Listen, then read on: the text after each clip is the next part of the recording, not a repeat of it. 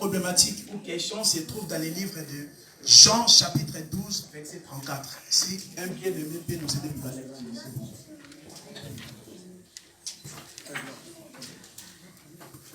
Jean 12, 34. Jean 12, 34. Lisons. Lisons les Écritures.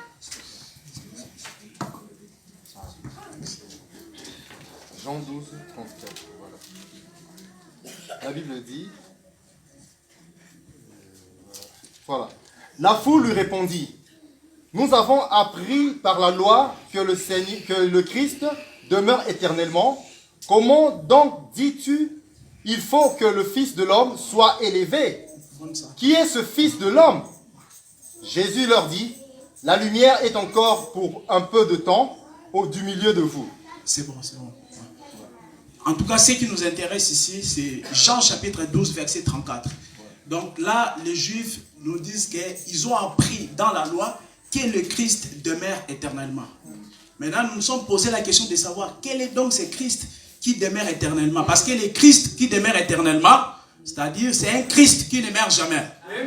Donc, c'est ainsi que nous nous sommes posé la question de savoir quel est donc ce Christ qui ne meurt jamais. Parce qu'il y a d'autres écritures qui nous montrent que le Christ, effectivement, peut mourir. Amen.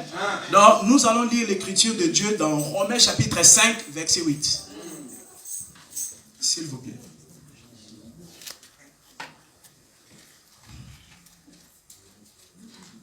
Romains chapitre 5. Verset 8.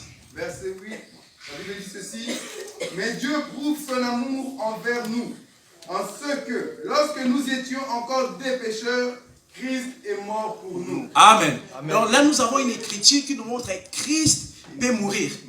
Alors que dans Jean chapitre 12, verset 34, les Juifs ont dit que, et ils ont appris dans la loi que le Christ demeure éternellement. C'est-à-dire le Christ ne meurt jamais. Maintenant, nous allons répondre, nous allons résoudre ça. Parce que nous savons que Jésus n'avait pas contredit cette déclaration. Donc, est-ce que les Juifs avaient-ils menti ou pas que le Christ demeure éternellement? Donc, d'abord, nous savons tous l'étymologie du mot Christ. Christ veut dire simplement le oint. Parce que, veut dire l'onction ou le oint. Parce que nous, on parle de Christ par rapport à l'huile. Parce que, comme mon bien-aimé avait cité l'écriture de Luc chapitre 4, mais si vous lisez encore, toujours dans Luc chapitre 4, le Seigneur nous explique l'esprit comme étant l'huile en fait. L'esprit du Seigneur m'a oint. Donc, l'esprit c'est Christ. Donc, l'esprit en fait, ou le Christ, c'est l'huile ou l'onction. Amen. Donc, retenons que le Christ, c'est-à-dire le oint ou l'onction. Donc, c'est la même chose. Maintenant, remarquez que si vous lisez Daniel chapitre 9, vers le verset 26, là, le prophète Daniel nous avait annoncé que vers la fin du 69e semaine, un oint sera retranché. Retenez d'abord que le Christ, c'est-à-dire le oint.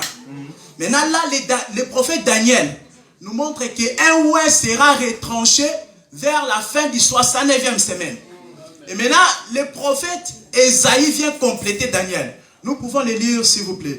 Dans Ésaïe, chapitre 53, verset 8.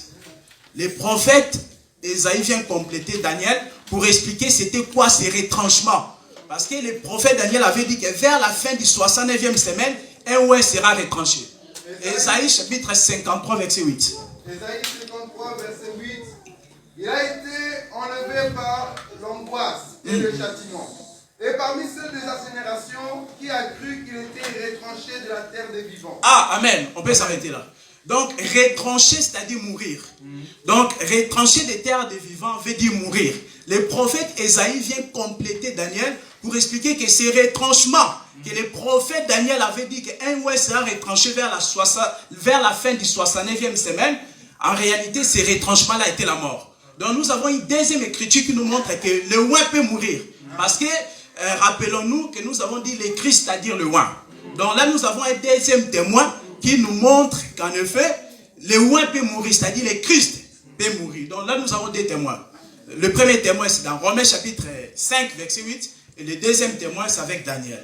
Donc, maintenant, la question serait de savoir où est-ce que les Juifs avaient appris cette prédication que le Christ demeure éternellement. Amen.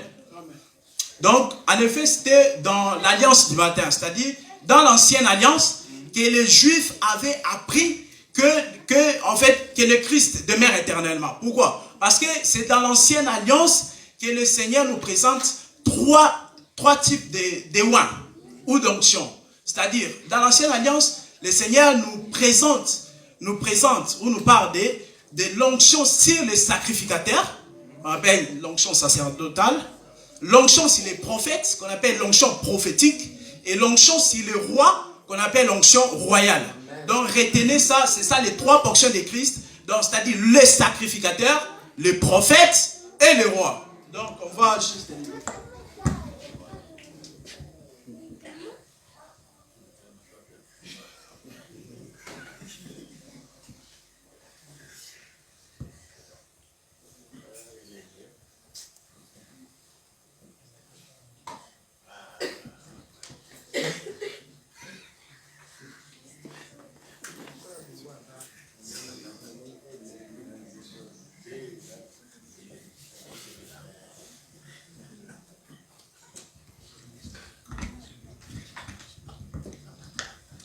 Donc, c'est ça notre thème. Les trois portions de Christ dans l'ancienne alliance que j'aborde ce soir, c'est le sacrificateur, le prophète et le roi. Maintenant, vous allez remarquer que ces trois personnages ne parlaient que de la personne de Dieu dans la chair. Parce que l'onction était sur ces trois personnages. Donc, parce que l'onction c'est Christ. Donc, ces trois personnages étaient Christ. Mais dans la chair, quoi. Vous allez comprendre. Donc, du coup, nous allons revenir à cette grande question, on ne l'a pas oublié, qui est le Christ demeure éternellement. Amen. Donc, retenez que les sacrificateurs, eux, le prophète, nous parlent du Christ dans la portion du Messie souffrant. Vous allez comprendre au fur et à mesure. Donc, les sacrificateurs et le prophète nous parlent du Christ dans la portion du Messie souffrant, tandis que le roi nous parle du Christ dans la gloire plutôt, oui. Maintenant, pourquoi en fait le sacrificateur et le prophète nous parlent du Christ dans la portion du Messie souffrant et le roi nous parle du Christ dans la portion glorieuse? Pourquoi? Parce que si vous lisez la Bible, il y a une expression qu'on disait « Ô roi, vis éternellement ». Cette expression-là était adressée au roi. Donc, c'est l'onction sur les rois que nous les voyons vivre éternellement. Donc, lorsque les Juifs disaient que nous avons appris que le Christ demeure éternellement ou ne meurt jamais, il s'agissait du roi en fait. Voyez-vous, donc c'est ça.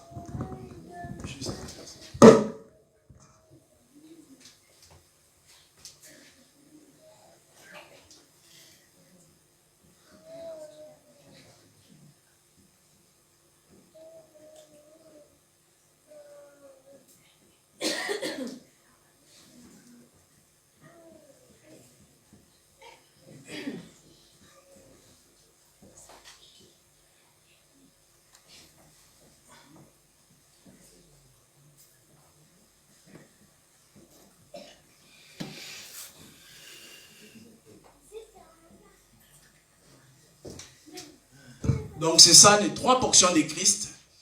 Dans ces trois portions de Christ, nous avons les sacrificateurs et les prophètes. Et ces deux personnages-là nous parlent du Christ dans la portion du Messie souffrant. Christ dans la portion du Messie souffrant, c'est-à-dire le Christ qui meurt. Tandis que les rois nous parlent du Christ dans la portion du Messie glorieux. Pourquoi? Parce que c'est l'onction sur les rois qu'on les voyait vivre éternellement. Nous pouvons lire une écriture dans Daniel chapitre 3. Daniel chapitre 3, verset 9.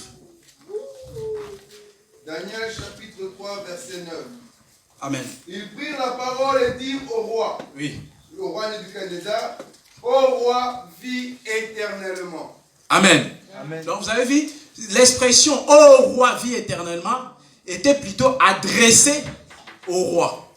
Donc, les Juifs, lorsqu'ils disent que nous avons appris que le Christ demeure éternellement, c'est-à-dire parce que pour les Juifs, ils attendaient un roi. C'est-à-dire un roi plus que Salomon. C'est plutôt ces rois-là que les Juifs attendaient. Le Christ, un Christ qui ne meurt jamais en fait. Un Christ dans la portion du Messie glorieux. Donc c'est ça.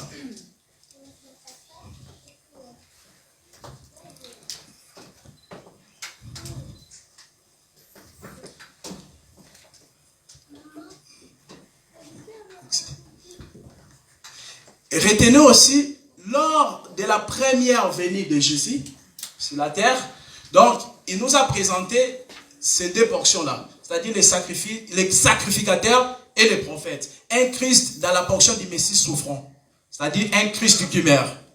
Mais tandis que là, ça sera lors de sa deuxième venue sur la terre. Donc on parle du millénium. On ne va pas trop entrer dans les calendriers prophétiques. Mais retenez que ça là, c'était la première venue de Jésus. Et là, ça sera sa seconde venue. Donc les Juifs, ils attendaient un Christ glorieux dans la position du roi. Mais le Seigneur leur a présenté seulement ça en fait. C'est-à-dire comme étant sacrificateur et les prophètes. Donc comprenez bien cela. Donc, nous allons lire avant de conclure, nous allons lire une autre écriture dans Deutéronome chapitre 33.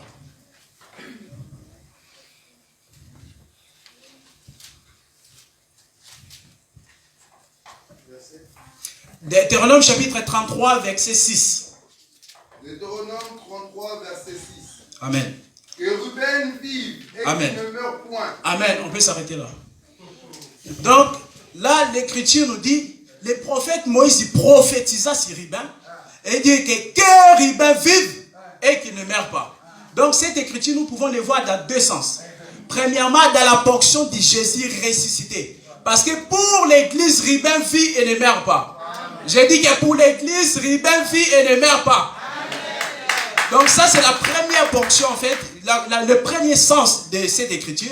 Cependant, le deuxième sens de cette écriture, que Ruben vit et ne meurt pas, c'est là, par rapport à Israël, d'après la ligne prophétique, cette écriture, en fait, nous parle lors de sa deuxième venue. Parce que lors de la deuxième venue sur la terre, donc c'est le millénium, c'est là qu'il va régner comme roi.